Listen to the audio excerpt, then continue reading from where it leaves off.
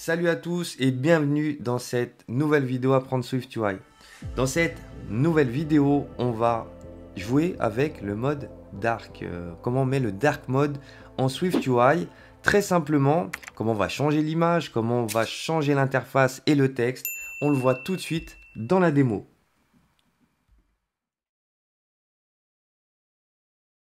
On va commencer par mettre notre texte dans une VStack dans laquelle on aura une image qui va représenter l'état si c'est allumé ou éteint. Donc on va prendre des images des SF symboles. Donc on va prendre system name et je vais lui mettre là une chaîne de caractères qui s'appelle light bulb.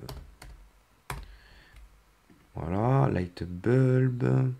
Normalement si je fais ça avec un seul H, j'ai bien mis tous mes S, tout ça. Donc normalement, voilà, j'ai ma bulle qui apparaît. Ici, je vais mettre une taille assez grande. Donc je prends une fonte système et je vais mettre une taille, je vais le mettre à 100.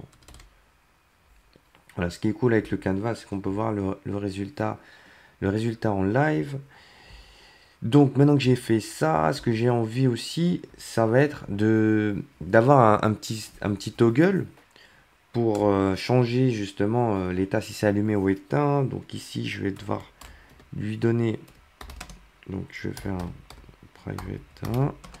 Donc ça va être un booléen, donc je vais appeler isOn et qui sera égal à false par défaut. Parce que le toggle, le composant toggle va en avoir besoin et je vais l'ajouter juste en dessous, toggle. Donc il va avoir besoin donc d'un titre, je vais pas en mettre, je vais juste lui donner la valeur qu'il a besoin. Donc je vais faire un $isOn et ici je vais faire un label EasyDone. Voilà, comme ça, si je fais ça, le label EasyDone, hein, il masque le texte. Ici, j'en vais pas en avoir besoin. Voilà, donc là, j'ai mon toggle qui est actif. Donc là, si je lance la preview sur le Canva, je vais pouvoir, voilà, le modifier. Donc pour le moment, il n'est pas branché. Moi, ce que je vais avoir besoin ici, ça va être de changer à la fois l'image, changer le texte et aussi changer le fond d'écran, passer en dark mode à chaque fois que je vais activer. Alors comment je vais faire ça? Je vais devoir me baser sur la valeur de mon isOn et donc sur la vue de ma VStack, je vais utiliser le preferred color scheme. Et en fait, le color scheme, c'est dans celui-là que je vais pouvoir définir le scheme, donc la couleur, soit c'est light, soit c'est dark. Donc par défaut, je vais le mettre en light, par défaut, mais je vais le faire, on va le conditionner. Alors, je regarde juste le nom. Alors, dans les SF symboles, j'ai le nom, donc c'est lightbulb/fill. Donc, je vais copier ça, commande Shift C, et je vais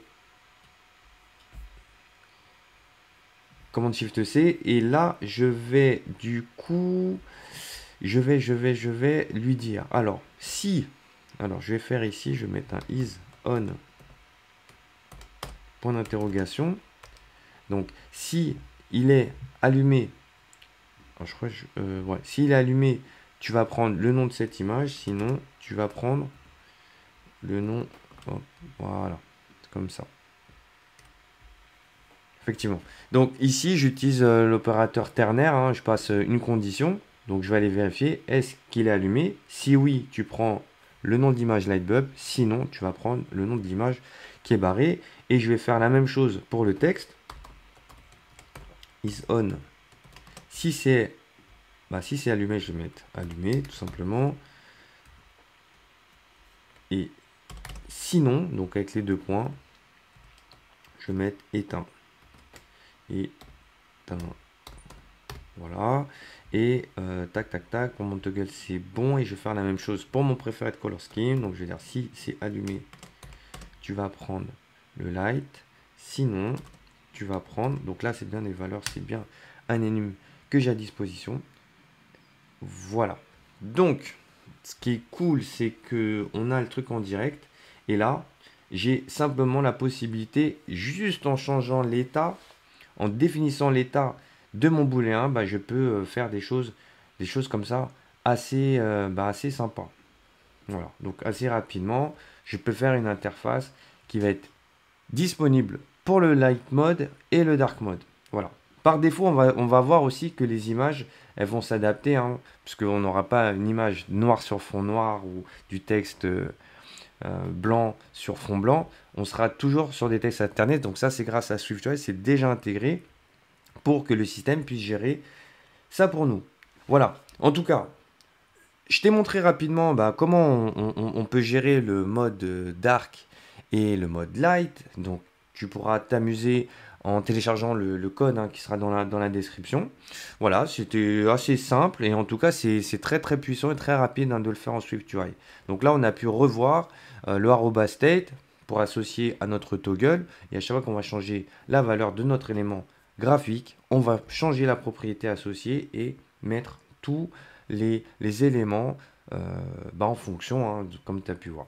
Voilà, en tout cas, je te remercie. Si c'est la première fois que tu viens sur la chaîne, n'hésite pas à t'abonner et mettre un super pouce bleu parce que ça me donne aussi pas mal de références sur YouTube. Ça, c'est bien aussi pour faire connaître et partager les vidéos. Tu verras dans la description, il y a pas mal de liens. Il y a les liens de formation si tu es intéressé pour aller plus loin sur SwiftUI, sur Swift ou même des outils pour devenir développeur.